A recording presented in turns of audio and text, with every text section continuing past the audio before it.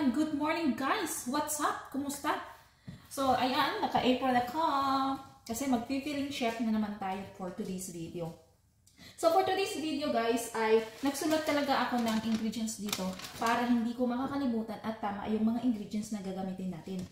So, syempre, ang unang hinanda ko ay lahat ng mga ingredients. So, which is yung 3 medium tomatoes chopped na ginawa kong puree, na blend ko na. Tapos, mantika, 2 tablespoon. At, syempre, hindi mawawala ang 1 teaspoon of cumin seeds. Ayan. Makikita nyo yan. At saka 2 bay leaves. At 1 teaspoon of salt. 1 tablespoon of turmeric. 1 tablespoon of garam masala. 1 tablespoon of chili powder. But hindi ko nilagay ito. Hindi ako naglagay ng 1 tablespoon. Kung hindi, 1/2 lang kasi masyado siyang maanghang. 1 teaspoon of coriander at 1 teaspoon of ground cumin powder. At syempre, hindi rin mawawala ang ating fenugreek leaves. Ayan. Hindi ko alam kung ano ito sa English. Tapos, may tayo ng 1 tablespoon of tomato paste. And syempre, at higit sa lahat, yung main ingredients natin ay yung 1 medium cauliflower, 3 pieces medium of potatoes, at yung onions. Ayan, sibuyas. So, una, syempre, alam naman natin, no? So, first time ko to gagawin, guys. So, thank you, Mr. Google. Dahil, nakahanap ako ng bagong recipe. Yes, mahirap talaga, guys, kapag alam mo yung paulit-ulit na lang tayo na ginagawa natin yung pagluluto natin. Hindi na natin alam kung ano ang gagawin natin next. Lalagay na natin ang cumin at bay leaves. Hintayin muna natin siya hanggang ma-brown. So, ang tawag dito sa aking cook o sa aking recipe ay aloo gobi. In English pa siya ay cauliflower, potatoes, Indian curry. Yon. So, di ba iniba lang yung pangalan.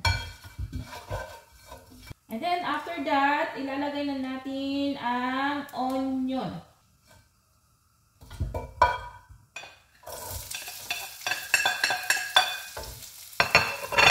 Nakalimutan pa pala ako, guys, ang ating garlic paste. 1 tablespoon of garlic paste.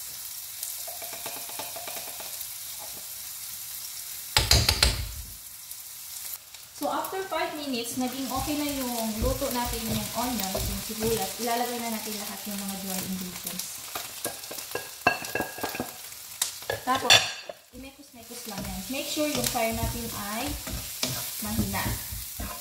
Huwag natin lahat, makombine natin lahat ng mga ingredients. After, ilalagay natin ang puree tomatoes.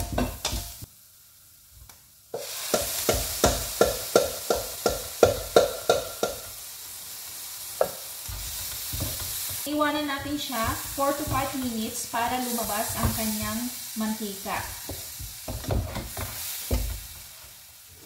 Kaya ako guys naglagay ng ganito kasi tumatalsik ang mantika sa aking damit. So, ang mga damit ko puro na lang mantika. Nakadikit. So, takpan natin at babalikan natin ito after 5 minutes. So, tapos na ang 5 minutes natin, guys. Buksan natin at ilalagay natin ang fenugreek na ingredients. Tingnan nyo guys, yung mga mantika ay nagsisilabasan at ang ating tomato paste. Ayan. So, imimix lang natin siya at after ma-mix natin, ilalagay natin ang ating cauliflower at ang potato na may kasamang 1/2 na tubig.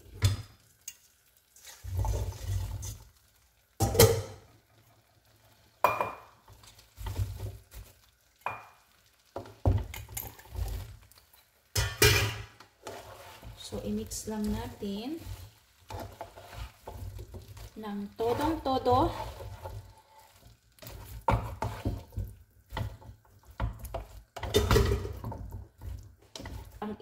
Ang huli ay yung tubig.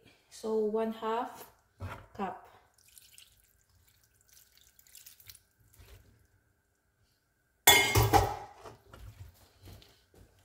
So, hahayaan lang natin siya pakuluin. Kapag kumukulo na siya, i-low ang fire into low. Kumukulo na siya, guys. Kung napapansin nyo, ayan, kumukulo na. So, i-low fire na natin ito para maluto talaga siya. So, babalik tayo after 30 minutes, guys. After 35 minutes, guys, actually, hindi ko ginawang 35 minutes. Ginawa akong 45 to 50 minutes dahil yung potato natin ay matigas pa. Kaya kailangan pa natin more time to cook. Ayan, buksan na natin. At eto na siya, guys. Pinatay ko na ang apoy. So, ilalagay na natin dito sa isang container at lagyan natin ng cilantro on toppings. At ready to serve na ito, guys. So, ano ang partner nito? Pwede rice, pwedeng naan, or pwede parata. Yan. Wow. At natikman ko, guys, siya. It's super yummy.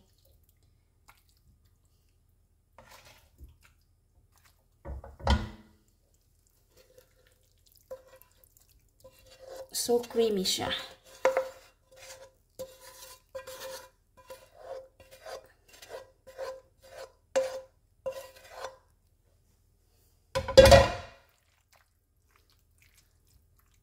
Ayan. And then, lagyan natin ng toppings. To make it like nice. So, ready to serve.